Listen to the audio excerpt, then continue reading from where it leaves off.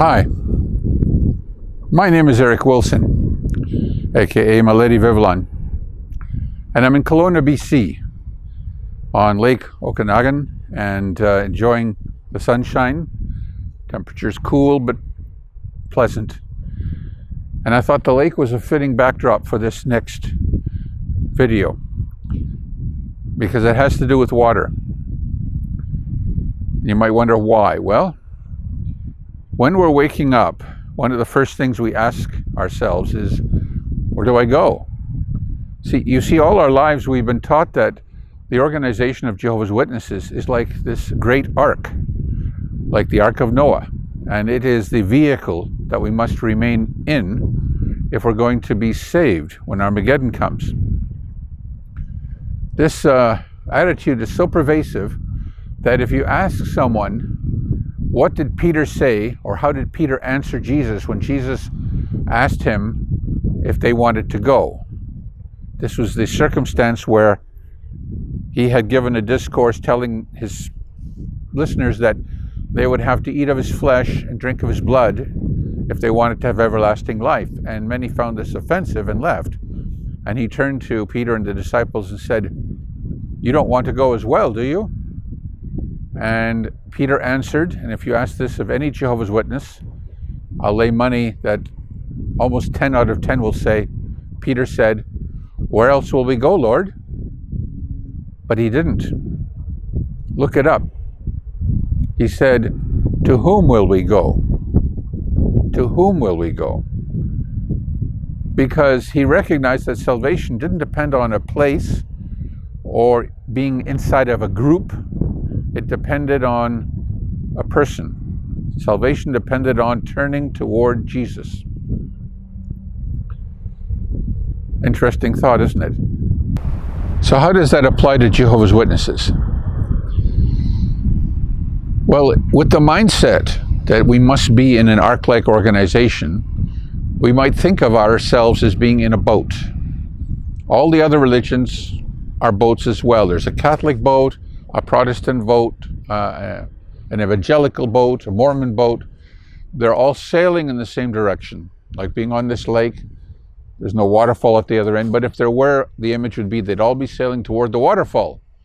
And one day, when Armageddon comes, over they go. But Jehovah's Witnesses are in a different boat. Our organization is sailing in the other direction. We're sailing toward paradise, and everybody on board the boat is going to be saved. But when we wake up, when we realize that Jehovah's Witnesses have false doctrine, just like the other religions, different false doctrine, but still false doctrine. When we realize that Jehovah's Witnesses have been guilty of negligence, criminal negligence, as in the case of the child abuse scandals, and have been found guilty in multiple courts in multiple lands of the same crime of negligence. When we realize that Jehovah's Witnesses have acted hypocritically in telling their flock they must remain neutral, and even disfellowshipping or disassociating those who fail to remain neutral politically, while at the same time affiliating themselves with the United Nations organization for a period of 10 years, no less. When we realize all these things, we realize our boat is just like the others. It's sailing in the same direction. And we think, well, where do I go? We don't think like Peter. We think like trained Jehovah's Witnesses. Where do I go? Well, again, thinking about the water behind me, there's an illustration given by Jesus to tell us exactly where to go. And it's an interesting account because Jesus was not a showy man. He was not given to great displays of showmanship. Matter of fact, when he cured people, when he healed people, when he resurrected the dead, often he told those who were present not to spread the word about it. So for him to make a showy display of power seems unusual, seems uncharacteristic. And yet in Matthew 14:23, that's basically what we find. He says, after sending the crowds away, he went up on the mountain by himself to pray.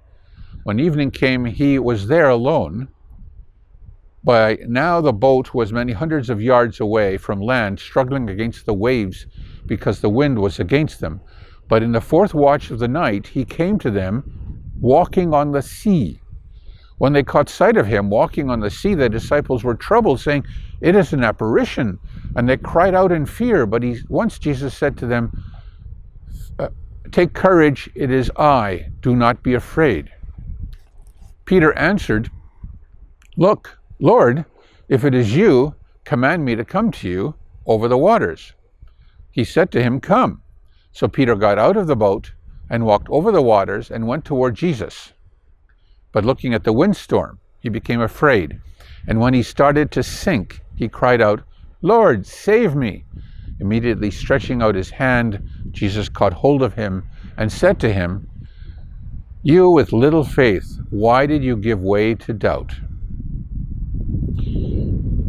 As showy as this would seem, why walk on water? He could have gone with them on the boat. No, he wanted to make a very important point. He was telling them, by faith, you can accomplish anything. Do we get the point? Our boat may be sailing in the wrong direction, but we can walk on water. We don't need the boat. For us, many of us, it's hard to understand being able to worship God outside of an arrangement that is highly structured. We feel we need that structure, otherwise we will fail. That's only because we've been trained to think that way. Faith should help us to overcome that. It is easy to see men, and therefore it is easy to follow men. A governing body is highly visible. They speak to us, sometimes often with great persuasion. They can convince us. Jesus, on the other hand, is invisible. His words are written down. We have to study. We have to think about them. We have to see that which cannot be seen. That's what faith is for. It gives us eyes to see that which is invisible. Jesus called Satan the ruler of the world in John 14:30. If Satan can rule the world, even though he is invisible, if he can control this world, do we not think that Jesus can control the Christian congregation? Those wheat-like Christians that are willing to follow him and not men? I have seen this at work. I have seen this at work often. It took a while for me to get rid of the indoctrination, the doubt, the fear that we would need some kind of control, some kind of authoritarian control, that without it there would be chaos in the congregation. I have found quite the opposite. When you get a group of individuals together who love Jesus, who look to him as their leader, who allow the Spirit to come into their lives, into their minds and hearts, who study his word, they control each other. They help each other, they nourish each other, they feed each other, they guard each other, because the Spirit does not work through one man or even a group of men. It works through the entire Christian congregation. That's what the Bible says.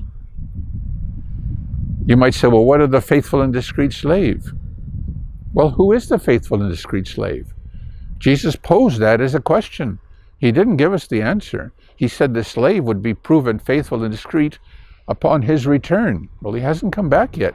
So it is the height of hubris to suggest that anyone is the faithful and discreet slave. And how do we know that someone isn't a faithful and discreet slave? Well, the characteristics are there. He did say that you'd know the wicked slave because the wicked slave would abuse the flock. Well, at the annual meeting a few years ago, David Splain used the example of a waiter to talk about the faithful and discreet slave. And it's not a bad example, actually, although it was misapplied in the case of the organization of Jehovah's Witnesses. But if you go to a restaurant, the waiter brings you food, but the waiter doesn't tell you what food to eat. He doesn't demand that you eat the food he brings you. He doesn't punish you if you fail to eat the food he brings you. And if you criticize the food, he doesn't go out of his way to make your life a living hell. But that is not the way of the faithful and discreet slave, so-called, in the organization of Jehovah's Witnesses. If you disagree with the food they provide, if you think that it's wrong, if you want to pull out the Bible and prove it's wrong, they punish you. even to the point of cutting you off from all your family, your friends, hurting you economically as a consequence, even to the point of maybe endangering your physical well-being if you're in a situation that requires health care. It's horrific. It's not the way a faithful and discreet slave works. Jesus said the slave would feed. He did not say the slave would govern. He did not appoint anyone as a leader. He said he alone is our leader. So, do not ask, where will I go? Ask, to whom will I turn? Turn to Jesus. Have faith that he can guide you. Seek out others of like mind and associate with them, but always turn to Jesus for guidance. Thank you very much.